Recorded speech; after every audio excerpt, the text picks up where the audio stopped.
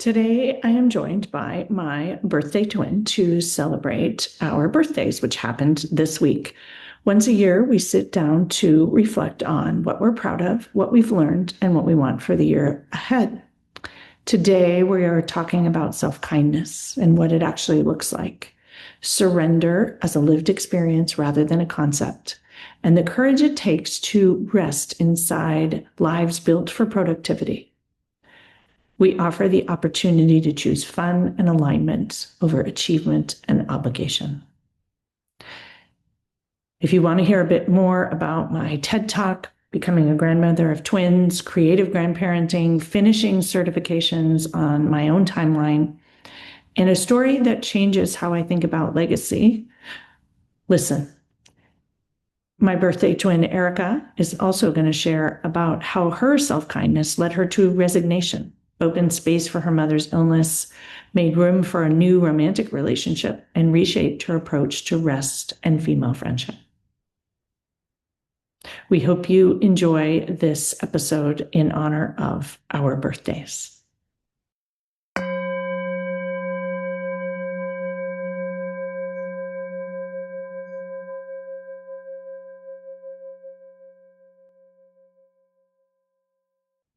Thanks for joining us today at the Healing Medicine Podcast. Who are you listening to? I am Dr. Jessie Mahoney, and my co-host is Dr. Ni-Cheng Liang. We are two board-certified physicians who bring decades of experience to the conversation about wellness. If you crave more ease and aspire to rediscover your love for medicine and life, one mindful step at a time, you are in the right place. We hope you'll love today's episode, and if so, please share it. A reminder that nothing in our podcast is medical advice. Welcome back, and we are so excited to have you today. You are joining us for our second annual birthday conversation. Dr. Jessie Mahoney and I are actually birthday twins, which means that we were born on July 30th in different years. And last year we had such a fun conversation about our birthdays. Sort of the idea came really organically, and I loved our conversation. I've listened to it since, and we decided that it would be really fun to do this again a year later to reflect on the previous year, to share wisdom, to inspire, and to reflect a little more. Dr. Jessie, I'm so excited to be here with you. I am so excited to be here with you. I love that I have a big twin. I actually have quite a few, but I love connecting with one every year. And I love reflecting. So this should be fun. Yeah. Well, when I was considering doing the first time I went on retreat with you, I was like, well, obviously we're birthday twins. It's meant to be. Yeah. So here we are. And, you can listen to our episode if you're listening from a year ago where we introduced ourselves, but I also wanted to just give some context for those of you who might not know us. This will be aired on each of our podcasts, and so it's kind of a fun way to do it. So I'm Dr. Erica Bove. I'm a double board certified OBGYN and reproductive endocrinologist. I currently practice at the University of Vermont about 1 week a month, and I run my fertility coaching practice for female physicians and bridge them to successful outcomes 3 out of the 4 of the other weeks of the year. I am based in Albany, New York, but I do go back and forth between New York and Vermont at the present time. I'm a native Vermonter. And yeah, I'm excited. I am, spoiler alert, I am turning 43 on July 30th this year. Yes. Love it. Yes. Yeah. How about you, Jessie? So I am Jessie Mahoney, and I'm a board certified pediatrician. And now I'm like a triple certified coach. We'll talk about that. And I am coming to this call from Nicasio, California, which is in West Marin, where Erica and I last saw each other in person about a year ago.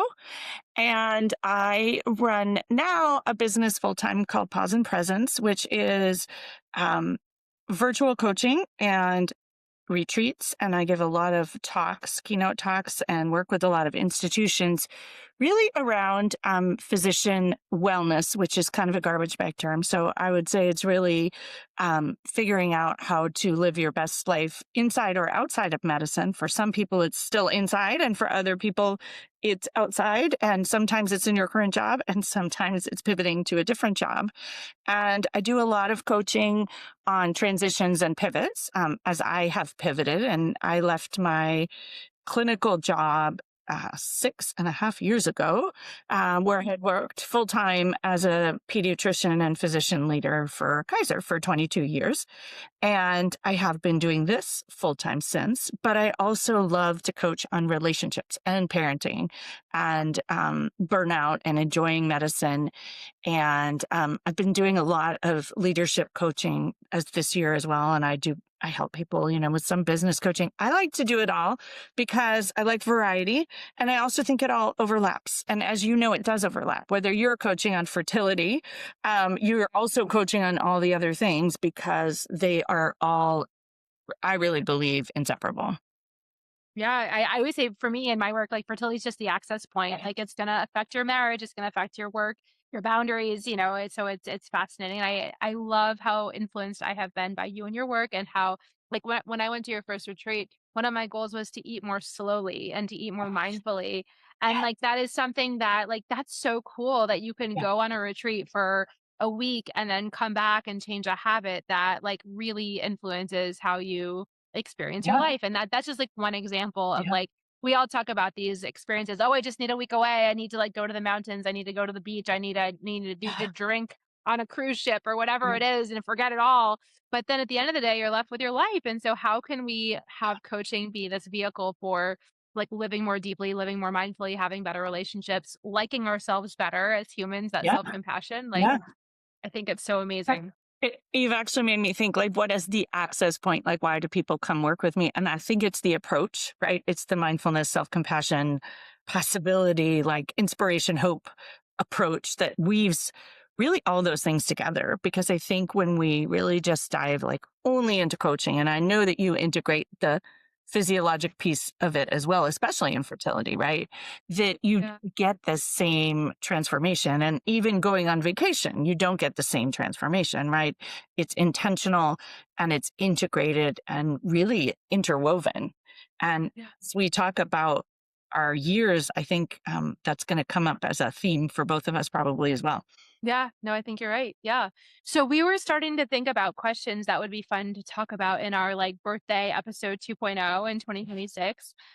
I'd really love to know, Jessie, like what you're proud of in this last year. I love that question. And well, I can't remember if we talked about this in our previous episode, but I spent a couple years ago practicing being proud because I realized that I wasn't necessarily proud. Not that I was doing things I wasn't proud of, but that I had actually never paused to be proud and notice like what I was proud of and what I had done.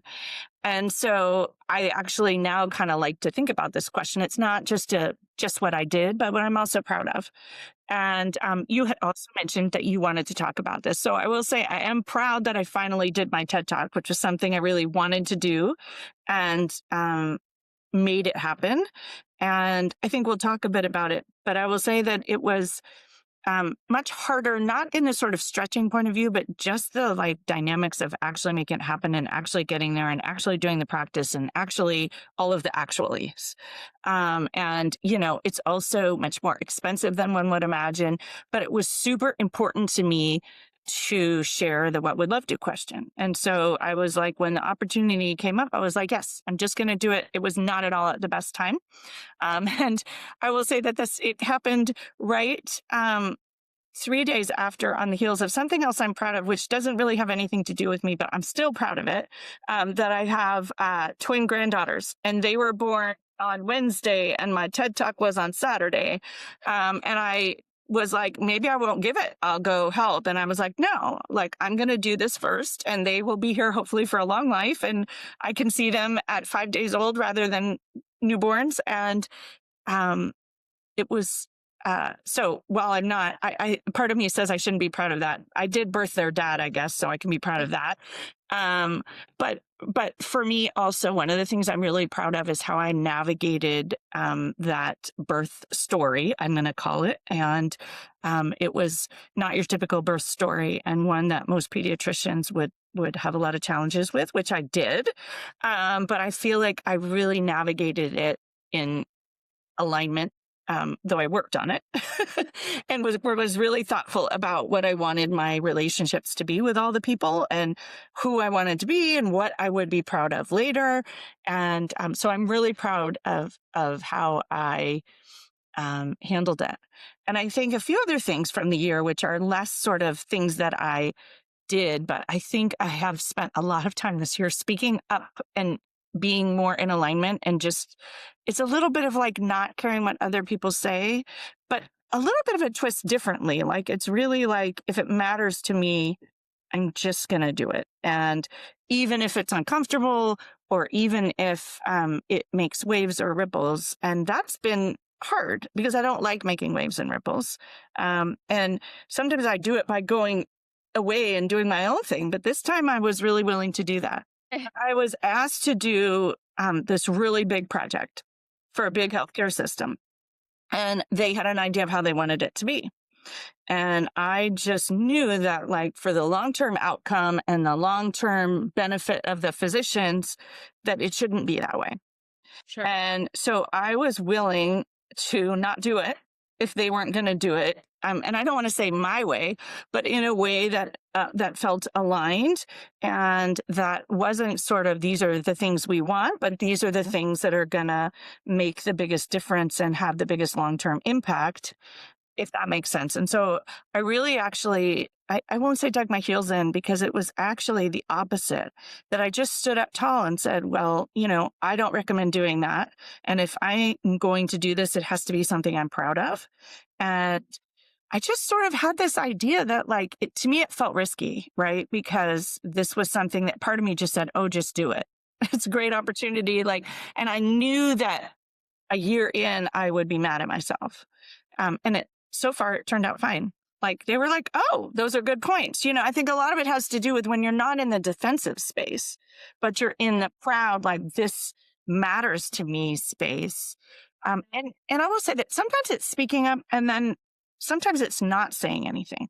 Like, in my family, it was letting other people be them, and recognizing that though I really wanted to say things, that it was better to just let other people do their thing and think about what I wanted in the long term, if that makes sense. I mean, I think it's pretty cool.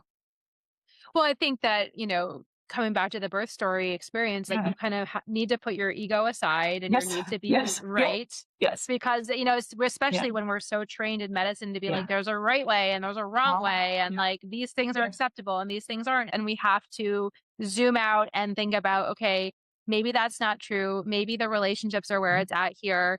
Maybe, we always talk in the medical world about autonomy and patient autonomy. What does that mean when it's your family member? Family member autonomy, and like, so I think that's really interesting, because I watched you navigate that journey really well.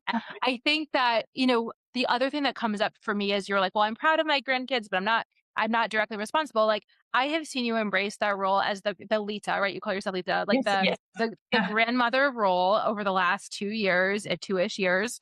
And you've been so present to them in a way that you, like, held space, you asked them what they needed, you showed up, you had fun, you got on the floor and played with your grandson, like, all those different things. And like that, every single deposit into that relationship bank, now that they have their, new additions and everything, I mean, it's all one continuous story. It's not just like, oh my gosh, this surprise happened and here we are.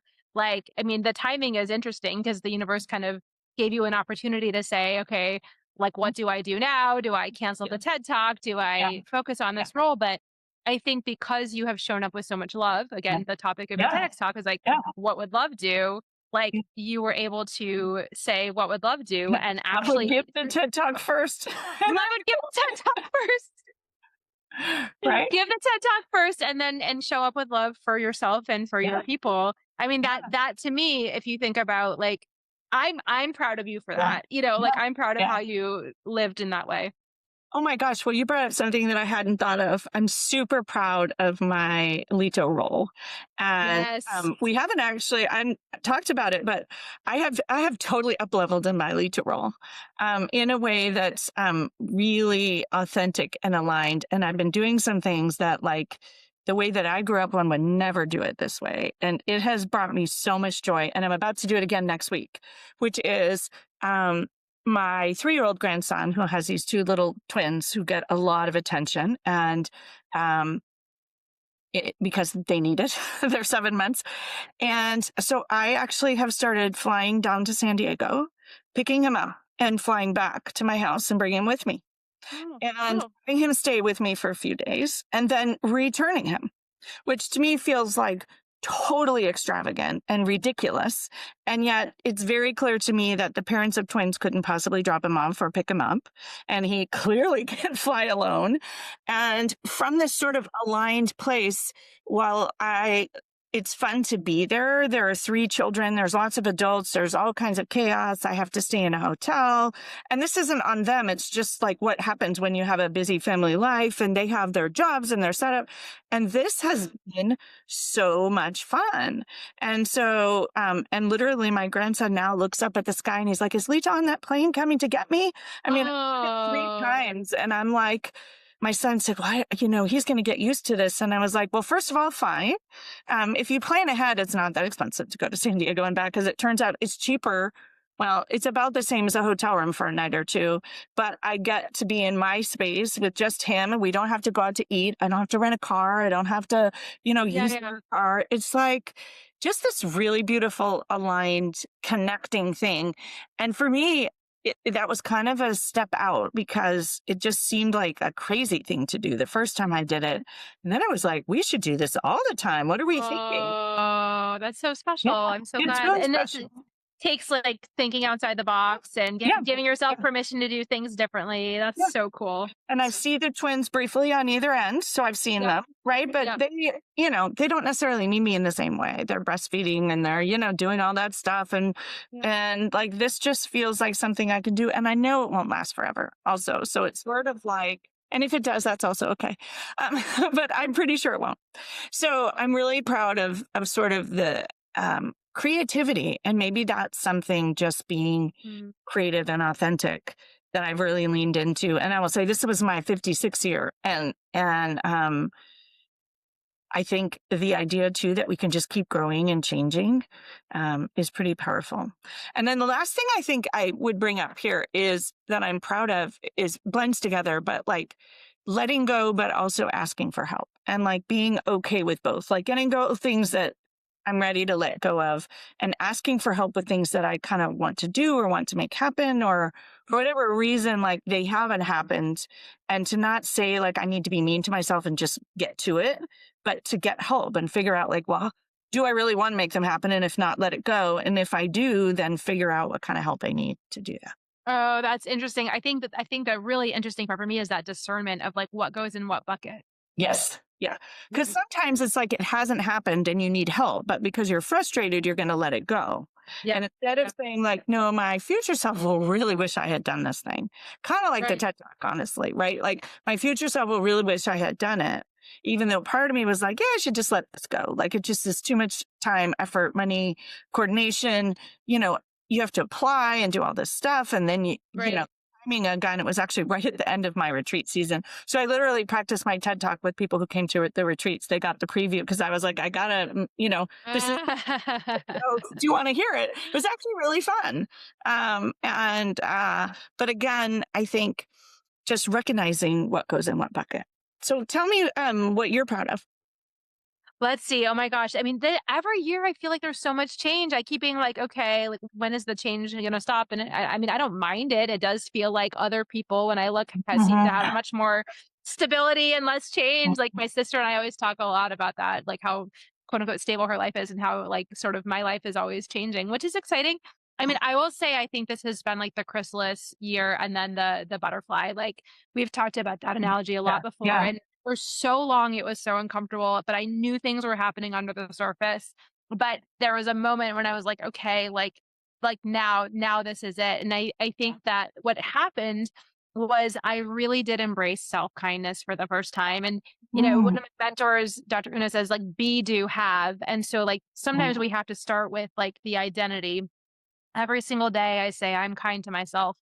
And there was a moment, or, in the fall where I was saying this to myself every day, but then looking at my actions of like going to work at my employed position. And all of a sudden I just realized like, I know we do things for practical reasons, but like, Erica, you are not being kind to yourself, and not in a judgmental way, but Yeah. in a, like a very objective, like, I know you want to maintain this job for so many reasons. However, like, you really are not. If you are to say you are kind to yourself every single day, the next right thing is to not remain in this employed position, which, Yeah. that was a really hard. I cried as I talked to my work partners about it because I love them like sisters. I needed to resign from my fellowship director position, which I know is like very prestigious, and, I love education. And at the same time, I Yeah. just knew there was such misalignment that it was becoming exhausting. And I was Mhm. being so much kinder to other people than I was to myself. And Yeah. so I did. December 30th, I sent an email and sent in my resignation, and took 4 months to obviously see the effects of that because we have a 4-month notice. But what that did was that actually opened up space in my life to be present with my mother, who almost passed away from, medical issues in the spring. I did not anticipate that at all, but because I had created that Yeah. transition, I was able to be at her bedside for most of that time, which was just so incredible, which also links to other things I'm proud of. But like, Yeah. sometimes we have to move for things to move. And then, I'd also made the comment in passing, like, I don't think I'm ever going to date anybody if I'm living out of a suitcase, and I had said to you last year, like, and not that I was like actively trying to find somebody, but I knew that at some point I would want to find a partner. Yeah. And that I'm like, okay, do I do it in Burlington? I'm there half the time. When I don't have, my children, do I do it in Albany? Like all these different logistics. But something was saying to me, like, when you're in one place for 3 weeks out of a month, like, you're going to feel much better in your body and Yeah. everything. So I unexpectedly started dating somebody who sat next to me at an orchestra concert in March, and he's still very early, very much enjoying my time with him. And that was another unexpected gift, but I also think came out of the self kindness to be like, I'm not a machine. I can't continue not being kind to myself. I have to practice what I preach. I have to be kinder. And then from that opened up these other really amazing parts of life. I wrote down and starred this question. What would be kind to yourself this year? Great question. Yes, yes, Yeah. yes. Yeah. So let's think about that. I mean, I think continuing to listen to my body and my intuition. We talked about that last year. Yeah. Wear the bracelets that you gave me every, I have one for trust and one for Yeah. intuition and now one for love.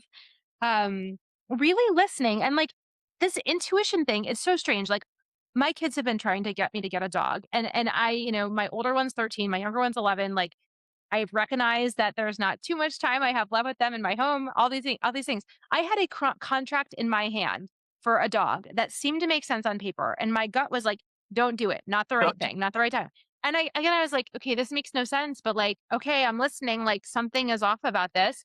And then the next week my mom got super sick, and I thought to myself, like, how would I have managed a new dog, a Yeah. puppy really, Yeah. and my mom's illness? And so I think a lot of kindness is to create the pauses and the spaces to listen.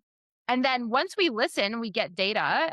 Then it's our choice to decide what we do with that. We might choose to remain in a situation that is suboptimal for different reasons. We might choose Mhm. to listen to our hearts and take a risk and do things. But I think that for me, it's that, what would kindness do? Kindness would continue to listen, continue to rest. That's another thing I'm super proud of from this last year, was getting the coaching I needed, where a coach just looked at me and she's like, I know you're here for XYZ reason, but we're not even going to touch that with a 10-foot pole until you slow down and you Yeah. rest. And again, she said this with kindness. She said this with love.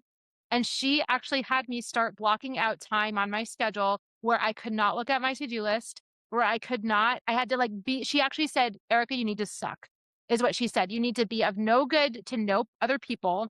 And I think she had to say it in such dramatic language. And I was Yeah. like, okay, I am going to be not useful to anybody. I had to start like 2 hours, like once every 2 weeks. Like, it was very, Yeah. Yeah. but even that amount was very scary. I'm like, what's going to come up if I'm not just like busy all the time and productive? And then from that rest has grown me believing that I deserve the things that other people have in their lives, like, white space, time of non-productivity, Yeah. and hey, dating. I mean, you can't really date from a space of like, I'm going to work you in this hour-long block that I have, like that's not going to work. So just embracing that, like, it's safe to rest. It's safe not to be productive all the time. You deserve aspects of life that are fun and playful and non-productive. That's been a real realization. So continuing to listen to that, understanding I have responsibilities, and how can I welcome that rest, welcome that energy in, I think is a very kind thing for myself this year. Yeah, I want to comment on that one actually, because before we started recording, I was telling you that I'm resting right now.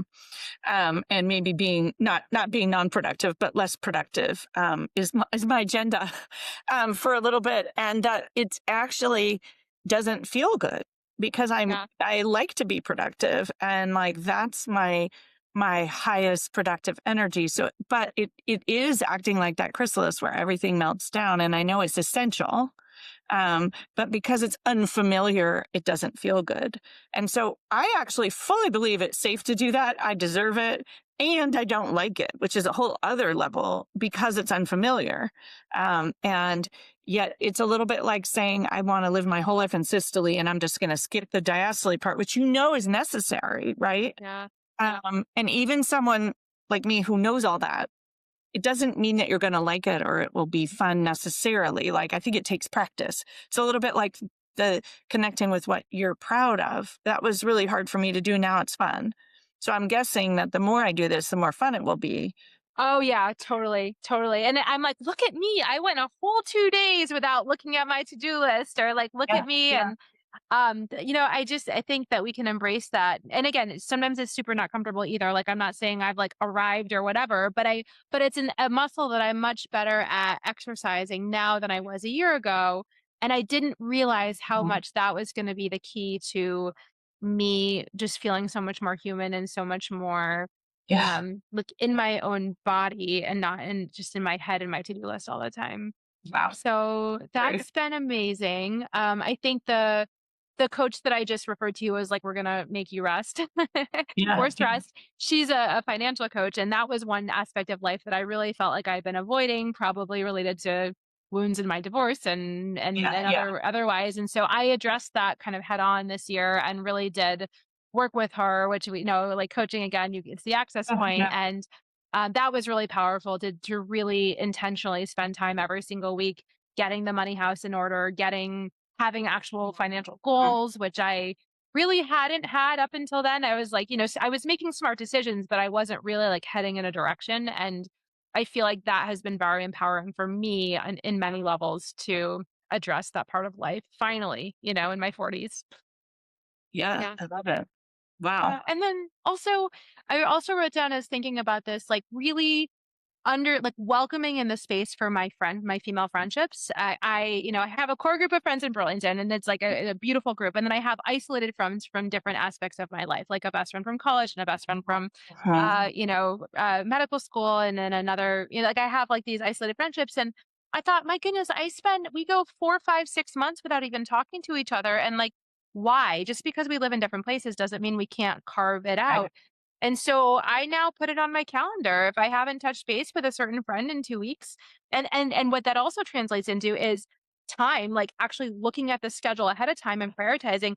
I have these times in my life when I'm not on call, and the parenting schedule is such that I have okay, so then let's say, what weekends do you have in the next 6 months? And consequently, I have done some amazing things with friends, my girlfriends, that I don't think I would have done if I hadn't recognized that this part of my life is vital to my vitality, well, into my living the best life that I can. So that's been a really wonderful prioritization that is an upgrade from last year.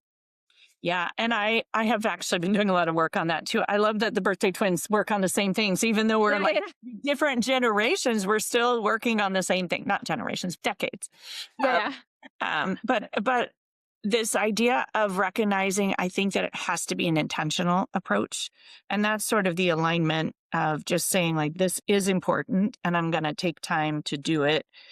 Even if it's uncomfortable, like I'm in a new space, like the new friend part is uncomfortable, and also making time and being intentional about connecting with old friends.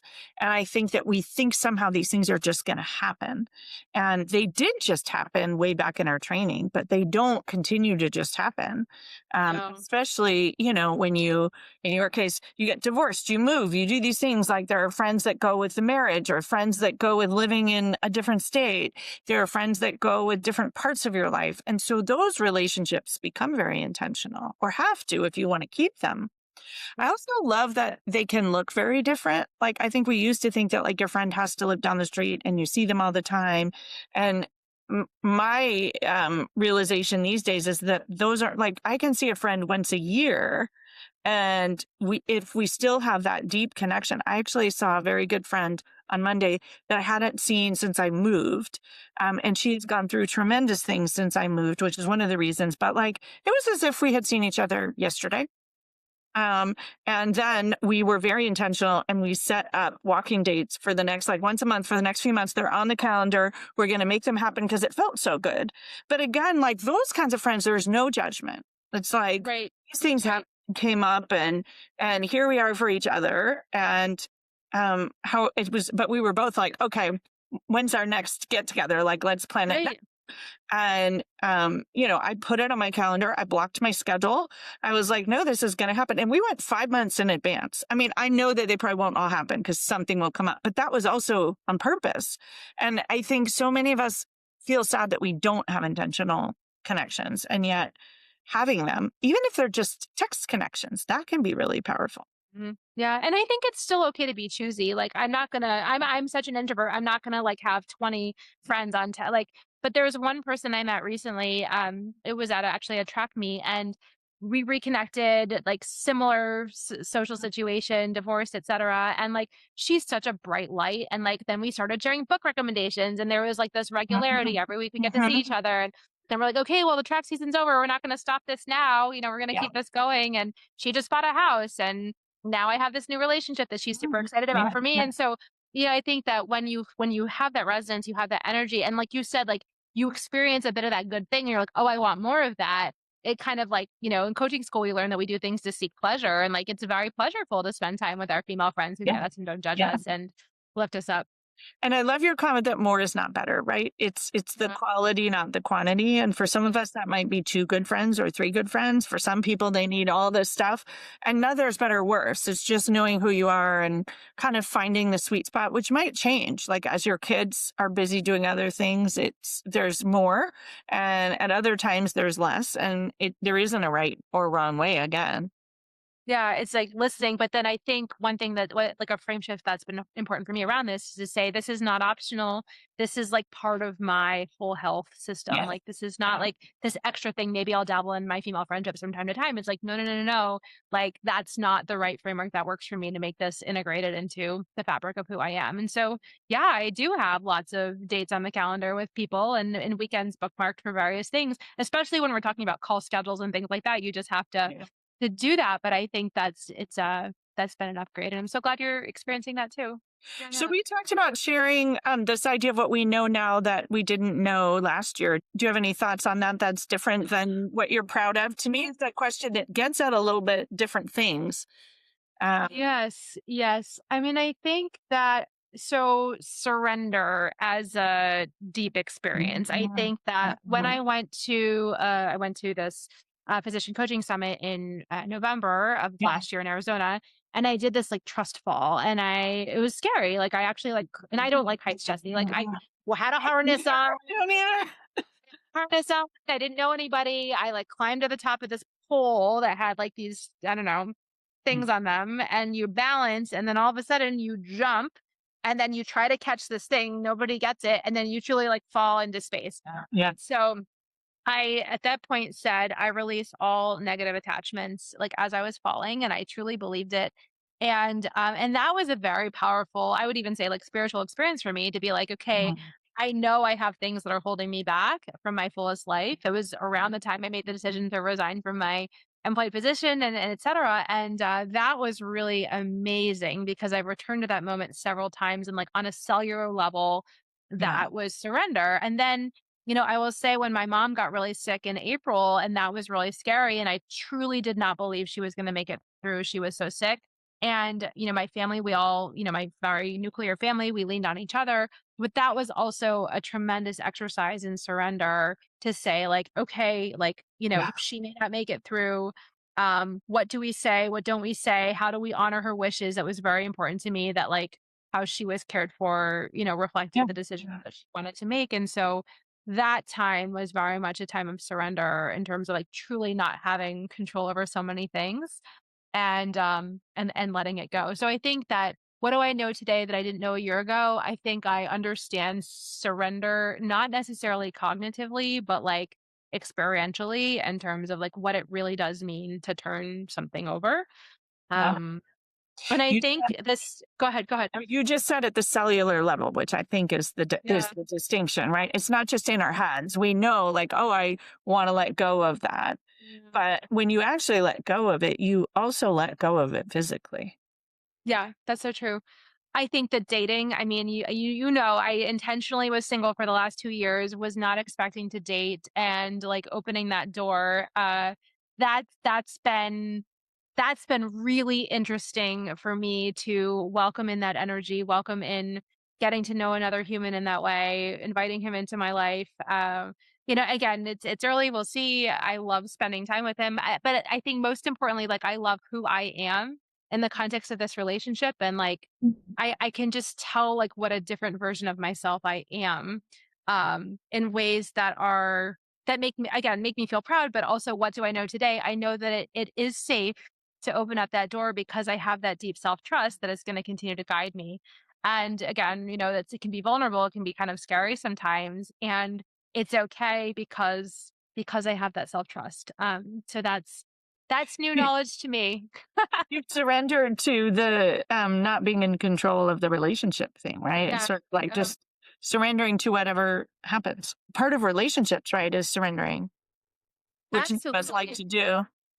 None of us like to do it. And then surrendering to the whole job. Like, okay, if I'm not employed, then, what does that mean? But then also like knowing that I need to let go of that to be able to grow the coaching practice, which is my passion and all those things. So I do think that is the theme really is like in all the different fronts is that surrender to say, okay, I may not know what's on the other side. I can make my plans, but I can also know what isn't serving me and to let that go and see what else, what comes.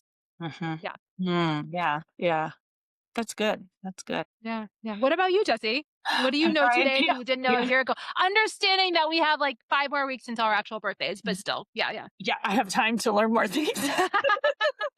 I'm focusing on achievement. Um, I think the idea that two things come to mind. One is, and it kind of relates to surrender, but not really. It's really like that I can be patient and I can take my time, Yeah. and that oftentimes, the patience actually reaps more than you would by pushing through things. Um, and that like oftentimes when you're not focusing on an outcome, which I think is so much of what we do in medicine and even just in that high achieving woman perspective, it's like, oh, I'm going to do this or I'm going to do that. And the example of the TED Talk is actually a great one because I was parking it. Like I wasn't sure I was going to do it. I wasn't sure I had time. I felt bad because I kept saying I was going to do it. And then like the timing wasn't working, et cetera, et cetera. And then all of a sudden it lands in your lap. And I think sometimes when you're patient and you just stop like trying to make things happen, they actually do happen. And that of course goes right back into the trust. But I think that for me, that is just remembering that patience and the pausing, whether it's just sort of pausing an energetic pause you then create space and these things land. Like when you decided not to date is when the date showed up. Right. And so I think this idea that we can be patient and we don't have to be focused on making something happen. I feel that so often the messaging, whether it's in medicine or in business and in life, it's like, no, you have to make it happen. It's just get on it. And I actually find that most of the really great things that have happened happen when I stop doing that and when I'm satisfied with where I am or when I'm resting, um, or when I'm just not in that achievement focused energy. Hmm. It does come back to trust, trusting yourself, trusting the universe. It doesn't come in the self doubt, like pushing outcome focused energy. And then I think the other one for me relates a bit to your self kindness, where you brought up that you were proud of it. But mine was more of a lesson that I really had to take care of my physical self above all. And not even from a place of not kindness. Sometimes it feels not kind to do it. I actually had a stress fracture in my heel and I couldn't walk for like 3 months. I could hobble around my house, but I couldn't go outside and do the things I wanted to do. And it was during my 3 months where I was supposed to get to hike and do all the things. And I really just had to like take care of myself, physical self first. And that also involved a lot of similar discomfort to what I'm feeling now when I'm like not busy again. And I think it's this idea that like, one of the things, and it's funny because I kind of teach this, is like taking care of your energetic self and being kind to yourself. But if you don't do that, like the other stuff doesn't happen and you just get out of alignment. And so Yep. whether I wanted to learn that lesson or not, I got some messages there. And I'm now again, for my summer, kind of really focusing on my own physical health piece. And I think that's probably something that I also recognize is like, for me, I have busier seasons and less busy seasons. So I don't have to focus on it every day. I don't have to be amazing about doing the things every day. I mean, I don't want to let it all just go, but that there are times where you're like, yes, this is a season of really regrouping and resetting and seeing what needs refilling and what needs attention. And it doesn't have to be all the time, but that if you lose that piece, I always say, like, if the physical piece isn't taken care of, a lot of the mindset work doesn't happen. Like, they go hand in hand. They do. Oh, that's so beautiful. And I don't know if I shared with you that I fractured my spine in February. Did I tell you that? Oh, Yeah. yeah. So we Yeah. really are living parallel lives. Yeah. I slipped on ice and had to transfer Yeah. process. Anyway, the whole point is that I similarly have had to rest and did Yeah. not necessarily want that. As going to go skiing with friends and then had to say, Right. okay, let's stay in the lodge instead. Yeah. Okay, first world Yeah. problems, but like still, so I hear you Yeah. on that. And I think that I love what you said about just the pace of grace and like how different seasons call for Yeah. different energies and paces. And I think we forget that in medicine, which is like sprint mode all the Yes. time and achievement Yes. oriented all the time. But when we can actually do that, I mean, the paradox is then we have more energy for the times that are more intensive, and then Right. this sort of rhythm of resting. But it's something we definitely have to learn because I was not taught that, and I think I'm learning. I have learned a lot over the last year, and I continue to learn that it is actually good for me to recover. Well, and actually, nature does that, right? Oh, it Like, does. it Oh, always absolutely. does, but we don't learn from that. And the heart does that. We don't learn from that. And so it's like, I mean, sometimes it takes a lot of years for us to do it. I think the other piece around that sort of patience and taking your time is there are a lot of projects that I had that were like almost finished. And when I let go of just being like, oh, you should have finished this before, I'll give my Martha Beck certification as an example. Like, I left the very last day and to turn in all the stuff. And I did, but then I was like, well, maybe I just won't do it. Like, I can be the one who just doesn't care. And I was like, actually, no, I did all this work. I should turn it in. That's actually kind. And so it was just sort of dropping the story about why I left it to the last minute. I actually had a lot of good reasons. I did a lot of other things. Like, it Right. wasn't at the top of the priority list until the last day. Yeah. And I was able to do it all and get it turned in and pass and get my certificate. But originally I was like, why would you have done this? Like, what are you thinking? And I was like, just drop that story and just answer the Yeah. questions and trust yourself. And there was a little bit of funny part to it because I think, I just had kind of forgotten that, like, I'm actually a highly efficient, highly educated, trained person who can whip out a final exam in a couple hours. Even if Right. someone else thought it would take a long time, like, I could do this. But my brain just had all those old stories of that. And so it was great learning for me that, like, it Cool. doesn't matter. It's not that I I learned what I wanted to learn. And I actually learned a lot from doing it in that moment, right? Like just right. as opposed to sort of spending time reviewing it and perfecting it, which I did not do at all. And it turned out it was more than adequate, like way more than adequate. And I'm doing that again. I did a yin yoga certification, and part of it was teaching a class, which I already taught the class, but part of the homework is like explaining your sequencing and yada, yada. That is not how I teach yoga. I teach it intuitively, but I had done the training, so I just taught the class. So I did have to sit down afterwards and write down like what I taught, but I can't actually explain like why I did it, except that it's intuitive. But I decided I'm just going to turn that in. I bet it's fine. Like I don't have to get an A+. And honestly, that is how I'm going to teach it in the future. And I did the course, I learned it. Like there's this sort of part of this is like B+ work, but it's not just that. It's like just sort of letting go of that judgment and just being fine with how it turns out. That's amazing. I mean, I see you like saying, okay, this is in alignment with how I do things, both with the example you gave earlier about the institution and then this, and like, so first of all, it's like, well, it has to be aligned with me. So like these external rules exist, but like, as long as I'm ish in it, like it's going to be okay, know, and then also the awareness, the metacognition of, oh, I actually have stories. Like how many of us have done things for years, just being mired in the stories. But they're like, oh, number one, I have stories. And number two, I can drop the stories. Like, I think that is a super cool ninja skill. So yeah, that's been fun. Yeah, it's been fun. Yeah, it's been a fun year. And I honestly, because we're several weeks out from our next year, this podcast recording has gotten me to think about it. Like, not yet, but it's in my mind that like, oh, I should be thoughtful about it. And, I'm always very thoughtful about the beginning of the calendar year, but I feel like it's also a nice way to say, like, for me, it's like in my 57th year, what will I wish I had done? Yeah.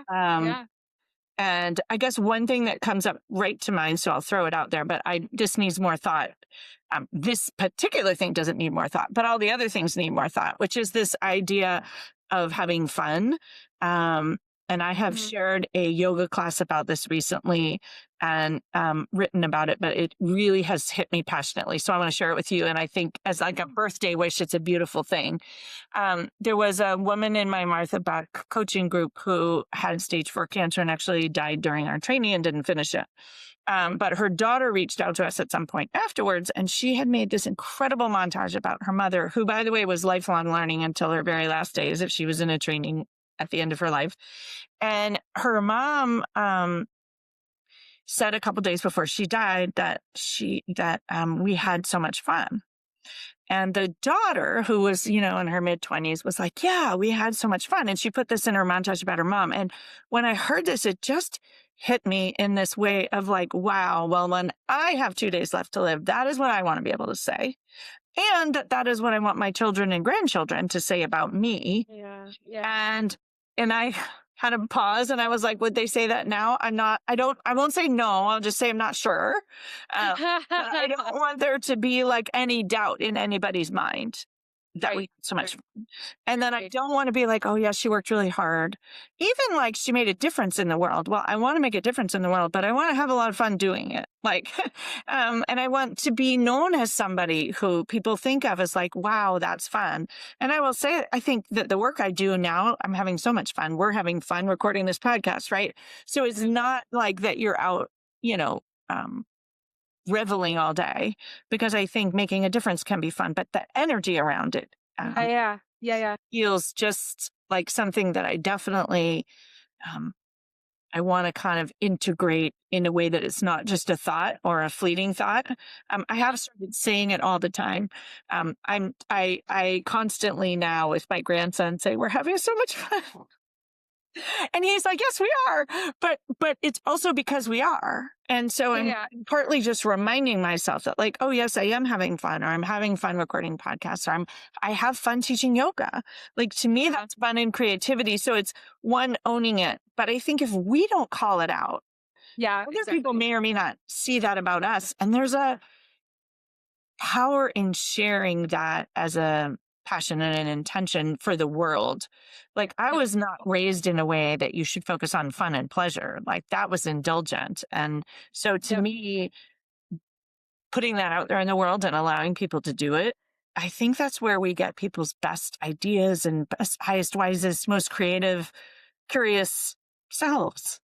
Totally. Totally. And as you know, I'm divorced, and like part of it was like I just lived this straight and narrow and like academic Yeah, yeah. medicine and blah blah blah. And then there was a New Year, I think it was New Year's, and I decided to kind of get a bunch of like, decorations and like those blow Yeah, things that make yeah. noise, and I really went all out. And I remember it was a couple years ago, and I had this thought, which I now code as mantras: I bring the fun. Like I used to think that the fun was for other people, and Yeah. I am fun and I bring the fun. And now that is again, every day I might feel a little differently about this, depending on what's going on. But like I fully do believe that like I bring the fun, and it's wonderful. So I offer that to you as we both embrace this new identity. And you do. I mean, like I will say, and I will text you later about all the ways that I experience your fun energy and have for I love years. it. Like Yes, even like I can see your print, like the print of your dress right now. Like that is yeah, a fun it colorful print, is. and It's it really brings fun. me joy Yeah, to see that. yeah. You're right. Actually, I do embrace fun. And what's interesting about what you saying that is also the calling it out and the noticing, because I think so often we already have what we think we want. And it would be really interesting, like to ask my children what they think. I think they would be plus minus. Like I am fun, but not always. And I'm not sure I always want to be fun, but I do want them to be able to say it. Right. So to me, it's also just a reminder of like noticing how you show up that way, being aware. And I've had this new thought in the last few days, and this also feels like a very relevant birthday wish, is that letting other people see you and share. So like you sharing how you find things that I do fun is so powerful. And Yeah. I have gotten, it's been so fun. I have gotten presents in the mail in the last week and a half of art from people who've come on retreats that they painted of things here that they like framed and sent to me, poppies and sweet peas and things that I had around that they had painted or in their little notebooks, I think, and then like given them to me with a thank you and like really being seen. And to me, that like that tells me that it was fun. It wasn't just serious. It wasn't just meaningful. Like they're all colorful flowers, which clearly is a theme. But I just love that like sense of fun. And I think we can allow other people to share what they see, because I have discovered recently that other people see things in you that you want to be there, or maybe you're trying to grow, but you don't really feel confident in it. And then when someone sends it back to you with their comments and feedback, you're like, oh, wow, actually, maybe people do see me this way. Maybe the work is less. Maybe the work is owning it. Yeah, they help us connect the dots. And then just like gratitude, they say savor the gratitude. Maybe we can savor that feedback and like use it as a mirror to see how we already are that way in many senses. I think that's such a beautiful idea of what one might want for their birthday. I was like asking the people you love to share with you like what they think is fun about you or what they love about you or what, not what you can improve, by the way. I don't want to hear that. No feedback. No feedback sandwich. But to me, it would be that kind of being seen. And I think from the people that you love and who care about you, how powerful is that? Yeah. That could be a really cool exercise. I think I'm going to ask for that this year. So thank you for that. Yeah. Wow. Look at all these amazing ideas that come out of an end day episode. I love it. Well, thank you, Jessie. It's always so wonderful to spend time with you. I can't wait for all of our listeners to have a front seat to our conversation and reflect on their birthdays as well. Thank you. This was such a delight, and perhaps we'll be here a year from now recording our third annual episode, and who knows what it will be about. Each time it's been really fun. And I do want to encourage everyone listening to go back to the last week of July and both of our podcasts, either one, and take a listen to last year's episode, because I also think like an annual episode is always so much more interesting in contrast to what we said. And you listened to it before this. I did not, kind of on purpose, because I then feel like it's going to color my thoughts. But I think in just reflecting on the two, you can also see from the outside, like how much things can change. And that can be inspiring for your own journey. Totally amazing.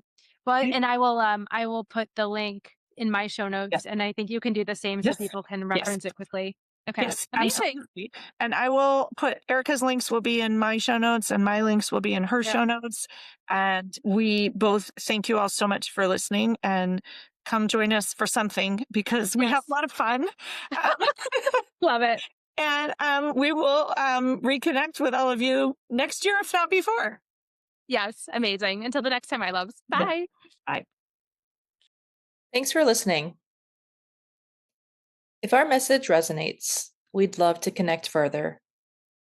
Join us for coaching, mindfulness experiences, workshops, and retreats. Invite us to speak at your institution or conference. When you work with us, you don't just consume information, you create real change. Find Ni-Chang Liang at Awakened Breath and Jessie Mahoney at Pause and Presence.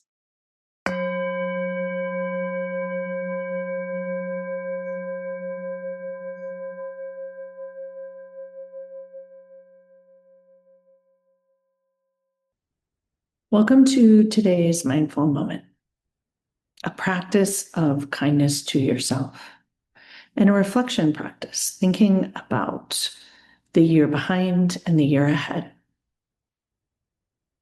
Taking a moment to center yourself in your body, close your eyes and reconnect to your breath. Sending your roots down into the earth, whether it be in your feet or your sit bones. Bring a hand to heart, another hand to top. Breathing in, filling your belly with breath. And breathing out, letting go. And the next inhale, thinking about all the amazing things from the last year that you would like to remember and reconnect with and enjoy, filling yourself up with that joy, pleasure, pride. And exhaling anything from the last year you'd just like to leave, let go of.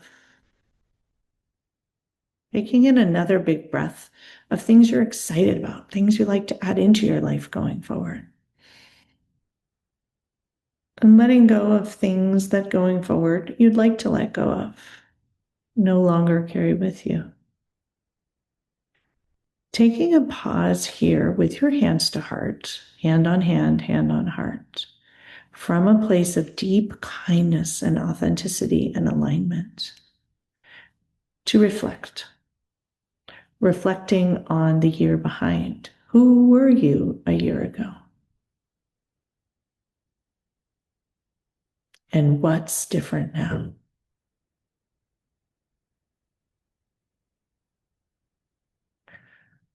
Who are you now? And a year from now, when you reflect again, what would you like to be different? Not as a self-improvement project. Life is not a self-improvement project, but from a place of fun and lightheartedness and warmth and the energy of living your best, most fun, alive life that contributes the most to this world. What is it that you would like to do with this one wild and precious life? Honoring the words of Mary Oliver, may you all have a beautiful week and spend some time after this reflection to sit and note down what it is for you, the answers to those questions. If we don't set an intention, we end up wherever. Gifting yourself a GPS towards the life you would like a year from now. Honoring where you've been, how far you've come, and leaning into what's next in the very many seasons and chapters of a life well lived. Taking in a final deep breath here together and a huge exhale, lowering your hands, opening your eyes. May you all have a beautiful week, and I'll see you next week.